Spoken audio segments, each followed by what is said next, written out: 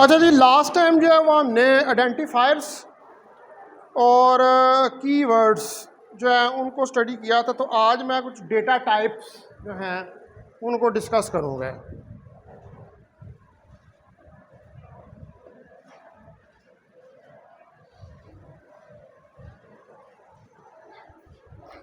अब जो data type होती है इसको आप किस तरह डिफाइन करते हैं? ये सेट ऑफ वैल्यूज़ होती है या सेट ऑफ ऑपरेशन होते हैं ऑन दो वैल्यूज़। ठीक है, यानी कि आप कुछ सेट ऑफ वैल्यूज़ जो हैं उनको डिफ़ाइन करते हैं, उन सेट ऑफ वैल्यूज़ को डिक्लेयर करते हैं। जब C++ का प्रोग्राम जो है वो राइट डाउन करते हैं तो उस वक्त तो द डेटा टाइप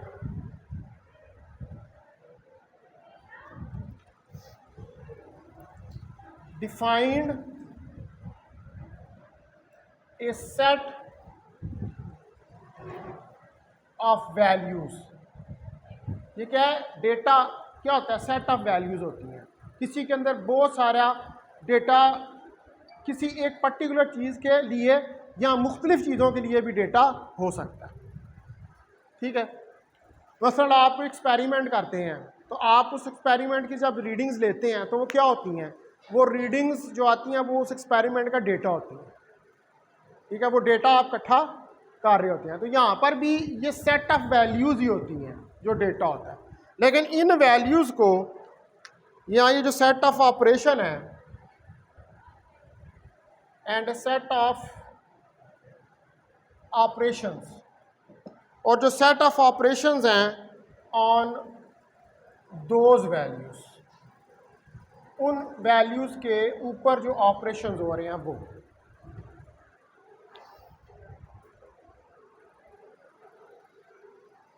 तो अब जो कंप्यूटर है वो मैनिपुलेट्स करता है वेरियस टाइप्स ऑफ डेटा, मुख्तलिफ किस्म के डेटा जो हैं उनको मैनिपुलेशन करता है। और जो डेटा आपको गिवन होता है प्रोग्राम के अंदर वो एज ए इनपुट के तौर पे दिया जाता है। ज़ाहिर बात है ना, आप उसको डेटा फ्राहम करेंगे। आप जो भी कोई प्रोग्राम लिख रहे हैं, ठीक है, किसी एक्सपेरिमेंट का सपोज करें प्रोग्राम लिख रहे हैं, तो आपको जब तक उस एक्सपेरिमेंट का उसको डेटा नहीं देंगे तो वो डेटा किस में देंगे? आउटपुट में तो नहीं देंगे। वो डेटा किसके लिए देंगे? इनपुट के लिए देंगे, ताकि वो उसको एक्सिक्यूट करके तो रिजल्ट से हैं उनको निकाल सके। ठीक है, तो जो डेटा होता है ये हमेशा the data is given to the program as input के तौर पे दिया जाता है। जो कि डेटा आपने कलेक्ट पहले ऑलरेडी किया हुआ है वो डेटा आप इनपुट के तौर पे देंगे। तो जो डेटा होता है इसको प्रोसेस किया जाता है अकॉर्डिंग टू प्रोग्राम इंस्ट्रक्शंस, और आउटपुट जो है वो रिटर्न हो जाता है। अब जाहिर बात है कि समीउल्लाह जो है इसके ऊपर आपने प्रोग्राम लिखना है, तो टास्क दिया जाता है औरंगज़ेब को, टोपी उसकी अच्छी है ब्लैक कलर की, तो उसको टास्क दिया जाता है भाई प्रोग्राम लिखो समीउल्लाह के ऊपर। तो पहले तो समीउल्लाह क्या प्रोग्राम का राइट है program on the characteristics of समीउल्लाह, क्या समीउल्लाह के कैरेक्टरिस्टिक्स के ऊपर। अब आप इसके क्लास फेलो हैं, आपको इसके कैरेक्टरिस्टिक्स का पता है, तो you will collect the data. भाई ये क्या इसके कैरेक्टरिस्टिक यानी कि इसकी प्रॉपर्टीज़।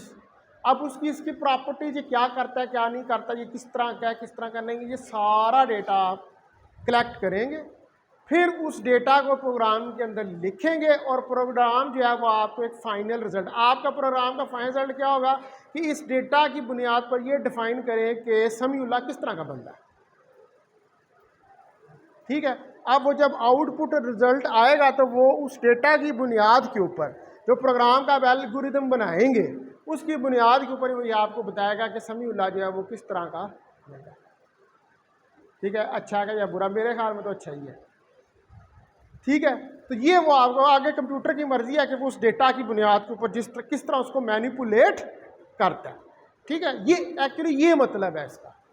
ठीक है, डेटा आप कोई एक्सपेरिमेंट किया आपने, उस एक्सपेरिमेंट का भी क्या आपने डेटा कलेक्ट किया, मतलब कंपाउंड पेंडुलम है, कंपाउंड पेंडुलम का आपने आप कहता है कि कंपाउंड पेंडुलम का किया तो इसे वैल्यू ऑफ जी निकाल दो। वैल्यू ऑफ जी का प्रोग्राम जो है वो C++ में लिख दो, तो आपने आप वो जो रीडिंग्स ली हैं वो आपको इनपुट पे देनी पड़ेंगी। फिर आपको उसका फार्मूला देना पड़ेगा वैल्यू ऑफ जी का। जब एल्गोरिदम रखेंगे वो वैल्यूज़ कहाँ पर देंगे, इनपुट पे देंगे, फार्मूला लिख देंगे तो वो आपको जी की वैल्यू कैलकुलेट कर देगा उस डेटा की बुनियाद पर। ठीक है, अच्छा जी, अब जो हमारे पास डेटा है और इसकी जो टाइप्स हैं उनको डिफाइन किया जाता है before designing the actual program use to process the data. यानी कि आपने जो C++ के अंदर या किसी भी लैंग्वेज के अंदर जो है वो जब डेटा को डिफाइन करना होता है तो उस पहले डेटा की कुछ कमांड्स जो हैं उनको कंस्ट्रक्ट किया जाता है ताकि उनको कंप्यूटर जो है वो क्या करे, वो रीड कर सके। वो कंस्ट्रक्ट करके तो फिर उसको उस ज़बान में उसको जो है वो रीड वो करवाया जाता है। तो जो हमारे पास type of each data value की वो आप जो शुरू के अंदर ही प्रोग्राम का डिज़ाइन होता है उसके अंदर डिफाइन कर देते हैं। अब हमारे पास जो है वो C++ प्रोग्राम के अंदर जो प्रोसेस करने के लिए डिफरेंट टाइप्स ऑफ डेटा होते हैं और ईच डेटा टाइप जो है वो रिक्वायर्ड करता है different amount of memory C++ language के अंदर to provide the following data types. यानी कि मुख्तलिफ वैल्यूज़ जो होती हैं प्रोसेस करने के लिए डेटा टाइप्स की वो लेता है C++ प्रोग्राम के अंदर। अच्छा, अब जो हमारे पास डेटा टाइप्स हैं, there are different data types in C++ programs. Different किस्म के डेटा टाइप्स होते हैं। अब मैं ये जो है इसका एक टेबल बना देता हूँ।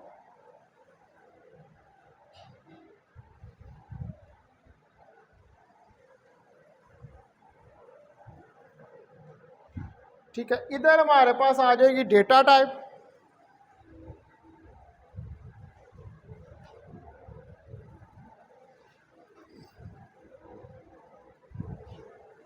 और इधर आ जाएगा उसका पर्पस। तो पहले नंबर पे इंट। अब ये इंट जो है आप बहुत दफ़ा वेरिएबल भी इसको डिक्लेयर करते हैं, तो ये actually this is a type of data. तो ये क्या करता है, ये स्टोर करता है न्यूमेरिकल वैल्यूज़ को। टू स्टोर न्यूमेरिक वैल्यूज़, ये नंबर 1 के ऊपर होगा। न्यूमेरिक वैल्यूज़ को, न्यूमेरिक क्या होती है 1 2 3 4 5 इस तरह की जितनी वैल्यूज़ हैं उनको स्टोर करता है। दूसरे नंबर पर होता है फ्लोट। ये भी बहुत दफ़ा आपने यूज़ किया, अभी जो 30-31 प्रोग्राम लिखे थे। टू स्टोर द वैल्यूज़, ये सिर्फ वैल्यूज़ को स्टोर करता है। आपने देखा होगा कि कई जगह पर हमने, यानी कि सिर्फ वैल्यूज़ को स्टोर करने का मतलब यह है कि ये ज़्यादा जर्नलाइज्ड हो जाता है। इंट जो है वो क्या करेगा, सिर्फ न्यूमेरिक को करेगा, लेकिन स्टोर जो है वो तकरीबन ऑल टाइप्स ऑफ वैल्यूज़ जो है उनको स्टोर करेगा अपने अंदर। उसके बाद एक और होता है जिसको कहते हैं डबल।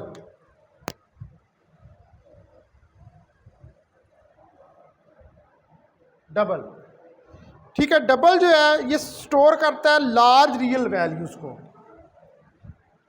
टू स्टोर लार्ज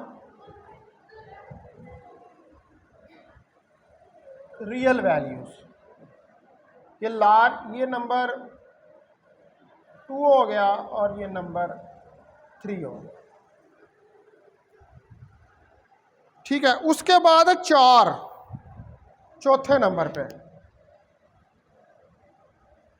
ये 4 जो ये करैक्टर से है, ठीक है, तो ये करैक्टर वैल्यूज को स्टोर करता है।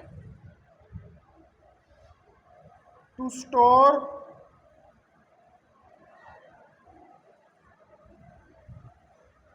Character values. ये क्या करता है? करैक्टर वैल्यूज को स्टोर करता है। तो मेरा हाल अभी तक जो मैंने C++ में के प्रोग्राम लिखे हैं उनमें मैंने दो यूज़ किए हैं, ठीक है, इंट और फ्लोट। तो मैंने आपको ये बताया था कि वो इंट और फ्लोट वहाँ पर दोनों सूरतों में इस्तेमाल हो सकते हैं, आपकी मर्ज़ी, आप इंट कर लें या फ्लोट कर लें। उसकी वजह कि फ़्लोट के अंदर जो है वो सारी वैल्यूज़ आ जाती हैं, लेकिन इंट जो होता है उसके अंदर सिर्फ न्यूमेरिक वैल्यूज़ आनी, यानी कि जो C++ प्रोग्रामर है उसके अंदर उसके दिमाग में ये बात होनी चाहिए कि जब वो प्रोग्राम लिख रहा है तो उसका प्रोग्राम किस नोयत का है। यानी कि उसके अंदर मसलन अब आपको कहता है कि write down the sum of two numbers, तो सम ऑफ टू नंबर्स का मतलब ये है कि ये कोई न्यूमेरिकल वैल्यूज़ जो हैं उनका ही प्रोग्राम आपने राइट डाउन करना है। तो उसके लिए फिर आप क्या करेंगे? फ्लोट की जरूरत, फ्लोट भी लगा देंगे तो कोई फ़र्क नहीं पड़ेगा, वो ऑपरेट कर जाएगा, क्योंकि फ्लोट ने सारी वैल्यूज़ करनी होती हैं, उसमें आप सीधी सीधी इंट जो है वो लगा दें। लेकिन अगर आपके पास इस तरह का प्रोग्राम आ जाता है कि कुछ नंबर्स जनरेट करने हैं, कोई सीरीज़ बनानी है, कुछ लिखना है, वेलोसिटी कैलकुलेट करनी है, एक्सेलरेशन कैलकुलेट करना है, कोई इस तरह की चीज़ कैलकुलेट करनी है, तो वहाँ पर फिर हम इंट की वैल्यू जो है वो नहीं देंगे, वहाँ पर फ्लोट की देंगे, क्योंकि उसके अंदर न्यूमेरिक वैल्यूज़ के अलावा दूसरी वैल्यूज़ भी हैं। अब अगर आपने जो पीछे कितने हमने 40 प्रोग्राम लिख लिए थे, कितने लिख लिए थे? 38 लिख लिए। तो आप अगर उन सारे प्रोग्राम को चेक करें तो आपको वहाँ से ये पता लगेगा कि कुछ जगहों पर हमने इंट किया हुआ है और कुछ जगहों पर हमने फ्लोट जो है वो किया हुआ है। अच्छा, अभी डबल और चार्ज वाला ये वाला भी यूज़ नहीं हुआ आपके उन प्रोग्रामों के अंदर, ये आगे यूज़ होगा।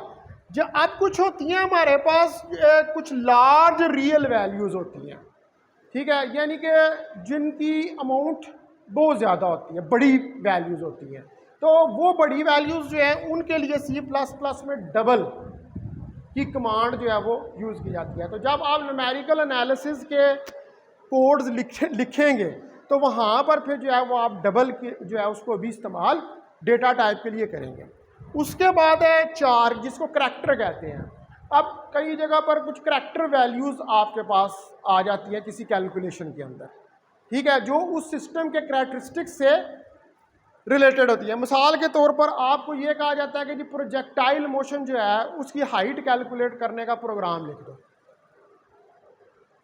तो उसके अंदर न्यूमेरिक वैल्यूज़ भी हैं, ठीक है, उसके अंदर जो है वो आपके पास करैक्टर वैल्यूज़ भी आएंगी, जहाँ पर आपने जो है उसकी डिफरेंट करैक्टर्स प्रॉपर्टीज़ जो हैं उनकी वैल्यूज़ को कैलकुलेट करना है। मसलन अगर हाइट कैलकुलेट करनी है तो हाइट का क्या फार्मूला होता है? क्यों जी? VI² sine theta divided by g, VI² sin² theta divided by g. अब इसके अंदर आप देखें कि थीटा साइन करैक्टर है, थीटा तो वैल्यू होगी ना कोई एंगल की, साइन क्या आ रहा है इसके अंदर? ये करैक्टर है, ठीक है। VI जो है वो कोई भी वैल्यू हो सकती है, वो फ्लोट से भी आप उसको डिफाइन कर सकते हैं, लेकिन साइन का जो बीच में चीज़ आ रहा है ये करैक्टर है। तो वो आपको करैक्टर जो है, फिर अगर आप करैक्टर का नहीं उसको बताएंगे तो वो मे भी कि उसको प्रोसेस ना करे, वो ना समझ पाए कि ये क्या चीज़। ठीक होगी जी बात, समझ आ गई कि ये चार, यानी कि ये चार किस्म के मेन डेटा टाइप्स हैं जो आप यूज़ करते हैं। कौन कौन से? इंट, फ्लोट, डबल एंड चार, ये जो है।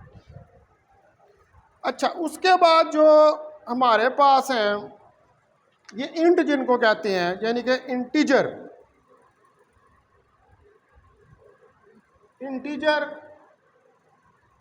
Data types.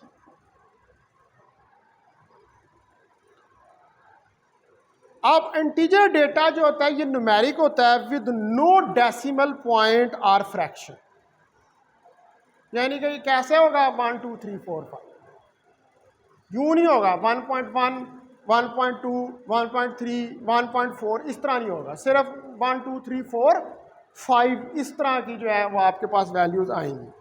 तो इंटीजर डेटा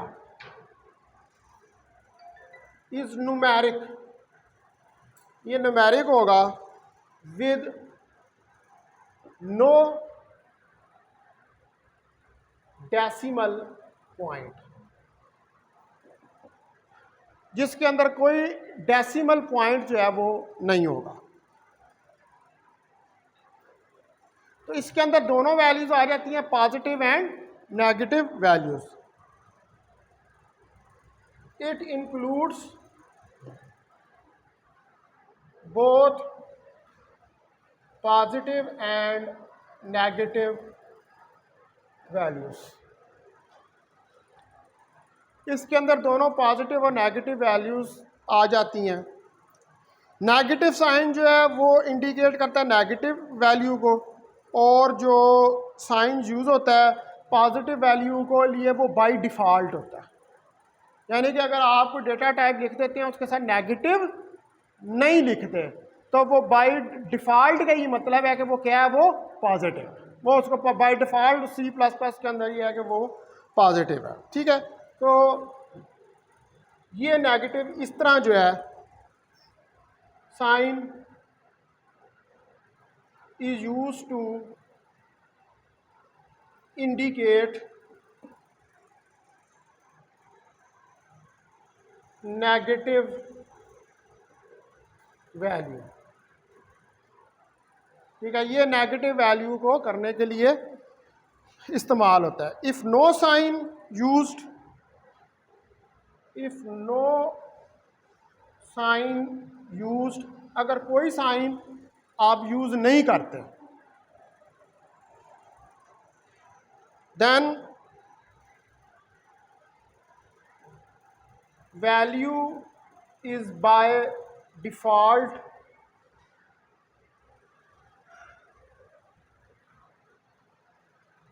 पॉजिटिव। तो वैल्यू जो है वो बाय डिफॉल्ट ही पॉजिटिव जो है वो होगी। अब इसमें एग्जाम्पल्स आप देख सकते हैं, जैसे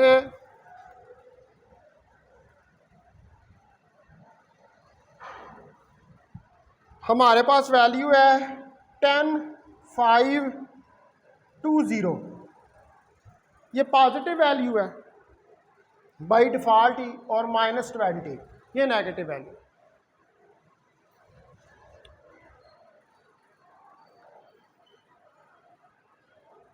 अब जो टाइप्स होती हैं इंटीजर्स की, ठीक है, वो हम देख लेते हैं ज़रा। Types of integers.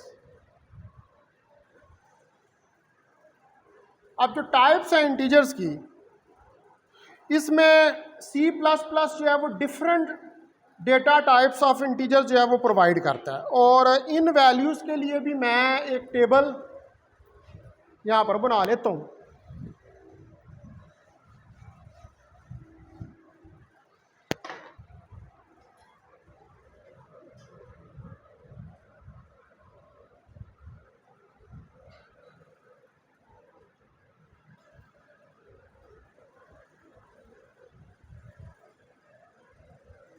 ठीक है जी, एक टेबल बना लेते हैं हम।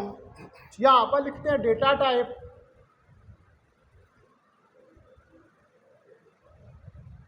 ठीक है, इधर लिख देते हैं साइज इन बाइट्स, बाइट्स में उसका क्या साइज है, और डिस्क्रिप्शन, और उसकी डिस्क्रिप्शन क्या है। तो नंबर 1 के ऊपर इंट, इंट का साइज जो बाइट्स में है वो 2 है। ठीक है, साइज बाइट्स में कितना है, 2। तो अगर कंप्यूटर जो होता है वो तो बाइट्स में रीड कर रहा होता है ना, और क्वांटम कंप्यूटर किस में रीड करता है? हाँ, क्यूबिट्स में। गुड, इसको क्वांटम इंफॉर्मेशन समझ आ रही है, सही। ठीक है, तो अगर ये डेटा टाइप्स जो हैं, अगर आप इनको लेके जाएंगे उधर क्वांटम कंप्यूटर्स के अंदर, तो वहाँ पर फिर क्या आ जाएगी, क्यूबिट आ जाएगी। यहाँ पर जो है वो सिर्फ बिट्स या बाइट्स जो हैं उनको आप यूज़ करते हैं। अच्छा, ये दो है इसके अंदर, तो ये रेंज करती है, रेंजेस फ्रॉम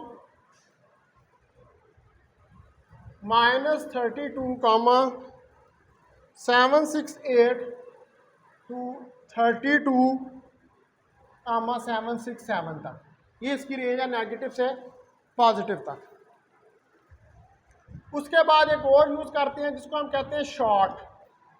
ये शॉर्ट जो है ये भी 2 का ही होता है और इसकी रेंज भी सिमिलर ही है जो ऊपर वाले की है, यही वाली 768 से 767। तो इधर मैं ये डाल देता हूँ निशान, ये ऊपर वाली सेम ही रेंज है। फिर होता है अनसाइंड इंट। अनसाइंड इंट इसकी जो है वो 2 होती हैं बाइट्स और ये रेंज करता है रेंजेस फ्रॉम 0 to 4,294,7,967 295।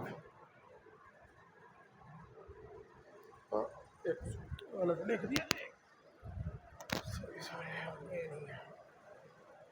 ये रेंज करता है जी 65 कामा 535 का, ठीक है। उसके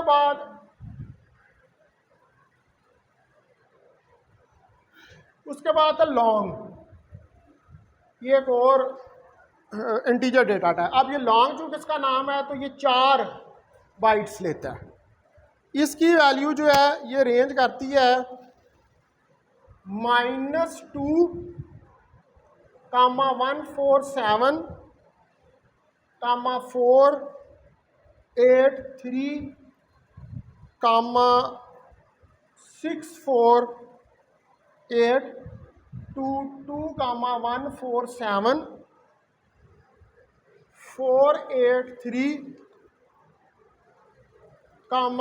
647 तक। ये देख लें अभी कितनी बड़ी वैल्यू आ रही है, लॉन्ग वैल्यू जो है उसमें इसकी रेंज है। उसके बाद होता है अनसाइंड लॉन्ग। अनसाइंड लॉन्ग ये भी 4 बाइट्स के ऊपर आ रहा होता है। इसकी रेंज भी 0 से 4,294,967, 295। अब ये भी देख सकते हैं आप कितनी लॉन्ग वैल्यू है।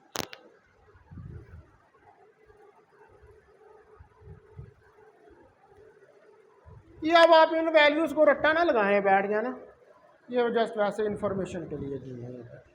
आपको सिर्फ ये याद होना चाहिए कि न्यूमेरिक के कितने टाइप्स ऑफ डेटा होते हैं, जिनमें इंट और शॉर्ट की 2 बाइट्स होती हैं और अनसाइंड इंट और अनसाइंड लॉन्ग की इसकी 4 वैल्यू होती है। लॉन्ग की, शॉर्ट की और इंट की जो है वो 2 बाइट्स होती हैं, ठीक है। ये तो इतनी लंबी न्यूमेरिकल वैल्यू तो आप याद ही ना रह सकती हैं।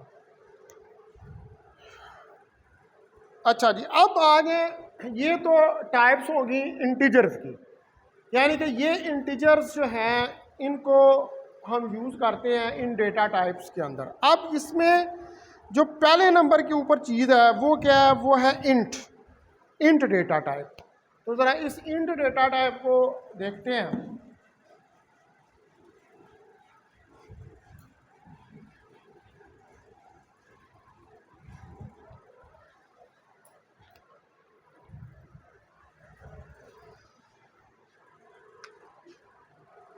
नंबर 1 इंट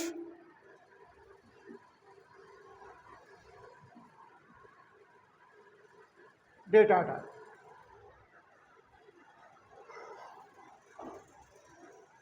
अब इंट डेटा टाइप जो है हमने पहले पढ़ा है कि it is use to store the numerical values. It is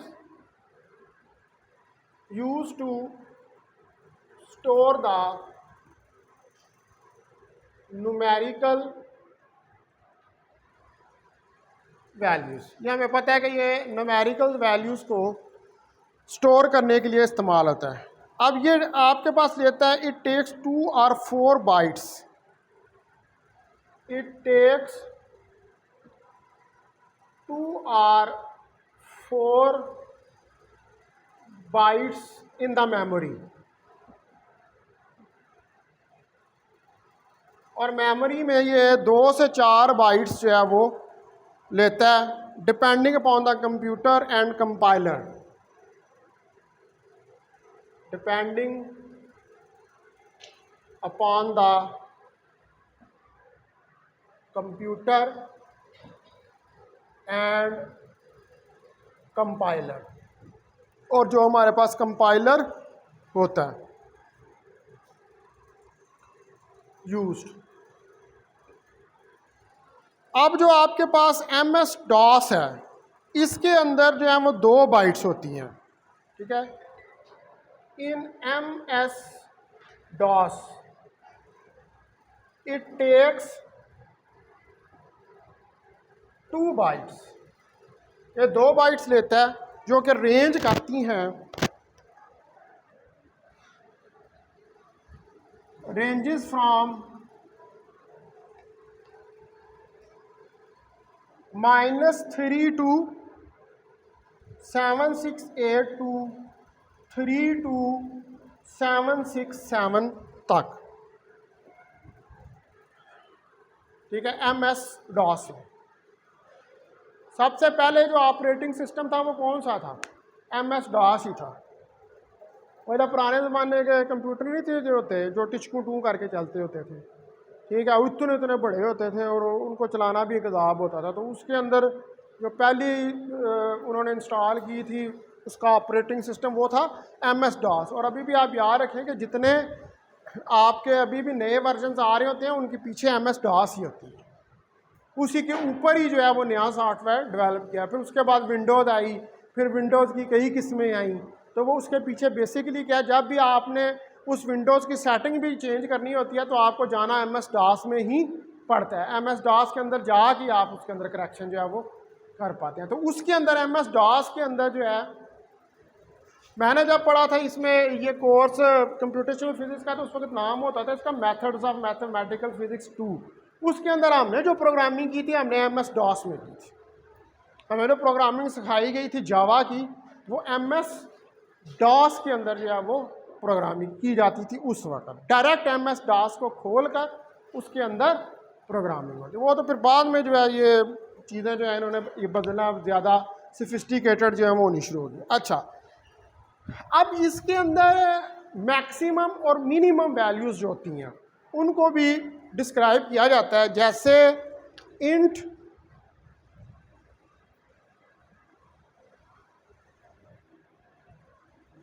minimum. अब इंट मिनिमम जो है ये रिप्रेजेंट करता है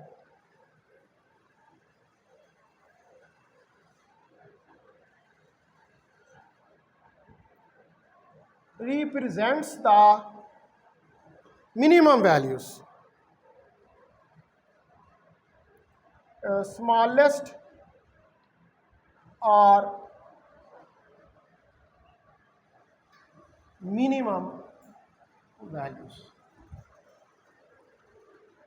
ये स्मॉलेस्ट या मिनिमम वैल्यूज को रिप्रेजेंट करता है। इसी तरह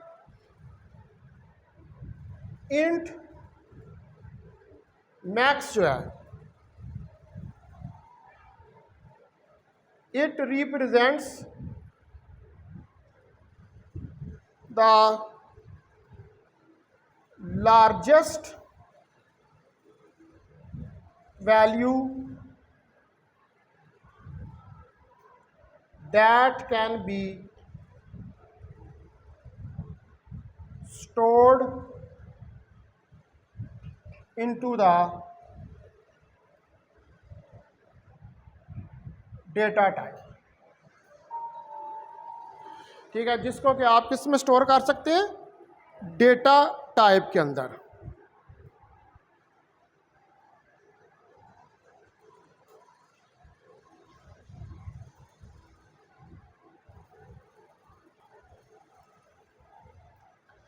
अब ये जो दोनों वैल्यूज़ हैं हमारे पास, इंट मिनिमम और इंट मैक्सिमम, ये एच हेडर फाइल के अंदर आपको मिलती है। ठीक है, ये दोनों वैल्यूज किस में मिलती हैं? ये वाली both int max and int minimum found in H header file. ये एच हेडर फाइल के अंदर जो है ये हमें मिलती है। और लिखते हैं ना हम iostream.h, conio.h, तो ये वो हेडर फाइल्स हैं, उनके अंदर ये डेटा टाइप्स होती हैं ऑलरेडी, उस हेडर के अंदर ये मौजूद होती है। उसके बाद दूसरे नंबर पर है आपके पास शॉर्ट इंट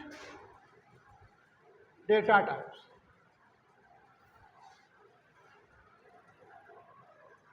ठीक है, शॉर्ट इंट डेटा टाइप्स है। अब जो शॉर्ट इंट डेटा टाइप है, इसको आप यूज करते हैं इंटीजर वैल्यूज को स्टोर करने के लिए। Short int data type is used to store integer values। Integer values कौन सी होती हैं? ठीक है, तो ये आपके पास वैल्यूज जो हैं इसमें आएंगी,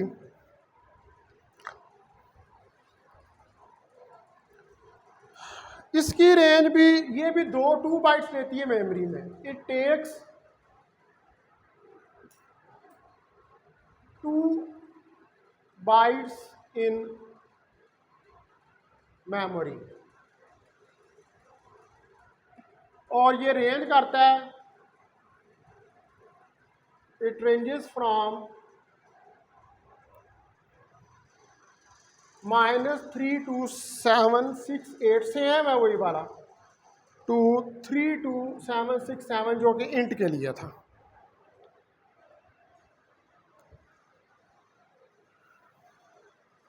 अच्छा, इसके अंदर भी आपके पास 2 टाइप्स होती हैं। ठीक है, एक को हम कहते हैं शॉर्ट मिनिमम। ठीक है, शॉर्ट मिनिमम ये रिप्रेजेंट करता है स्मॉलेस्ट वैल्यूज को। It represents the smallest values, smallest values को रिप्रेजेंट करता है,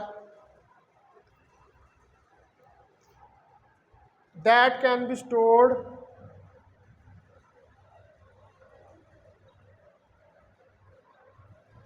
in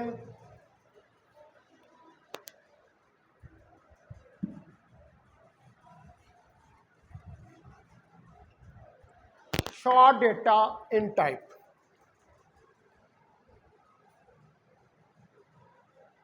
short int type data।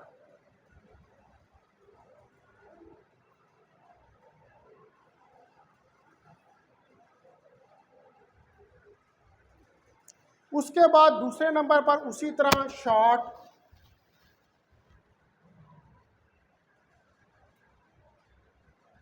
Maximum होता है। सॉरी यार लिख रहा हूँ, ठीक है वो सही है, और ही ठीक है। शॉर्ट मैक्सिमम जो है ये आपको रिप्रेजेंट करता है largest values. It represents the largest values. ये जो लार्ज वैल्यूज आपके पास आ रही होती हैं, कैन बी स्टोर्ड इन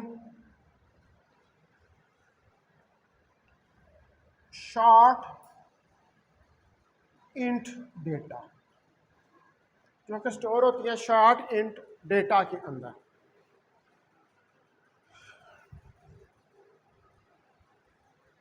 अब दोनों शॉर्ट मैक्सिमम और मिनिमम जो हैं ये भी किस में मिलते हैं आपको, हेडर फाइल्स के अंदर।